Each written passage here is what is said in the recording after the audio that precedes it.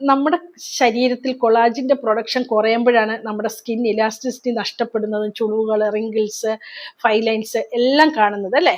അപ്പോൾ നാച്ചുറലായിട്ട് മാർക്കറ്റിൽ ഒരുപാട് കൊളാജിൻ്റെ സപ്ലിമെൻറ്റും ഡ്രിങ്ക്സും എല്ലാം നമുക്ക് അലൗഡ്, അതൊക്കെ ഒരുപാട് കോസ്റ്റാണ്. അപ്പോൾ നമുക്ക് സിമ്പിളായിട്ട് നമുക്ക് കൊളാജിൻ ബൂസ്റ്റ് ചെയ്യുന്ന 2 സാധനങ്ങളെ കുറിച്ച് പരിചയപ്പെടുത്താം. ഒന്ന് നമുക്ക് ലെമണാണ്, 2 നമ്മുടെ നെല്ലിക്കയാണ്.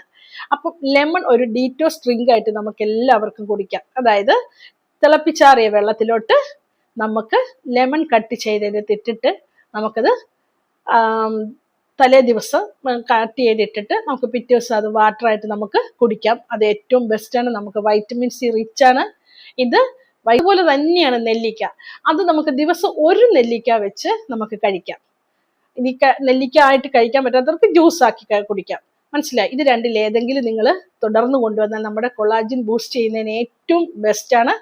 നാച്ചുറലായിട്ട് ചിലവ് കുറഞ്ഞ രീതിയിൽ നമുക്ക് കിട്ടുന്ന കൊളാജിനാണ്. അതുകൊണ്ട് സിസ്റ്റി നിലനിർത്തി നമ്മുടെ സ്കിൻ യങ് ആയിട്ടിരിക്കാനായിട്ട് നമ്മളെ സഹായിക്കും. ഓക്കെ, എല്ലാവരും ഒന്ന് ചെയ്ത് നോക്ക്.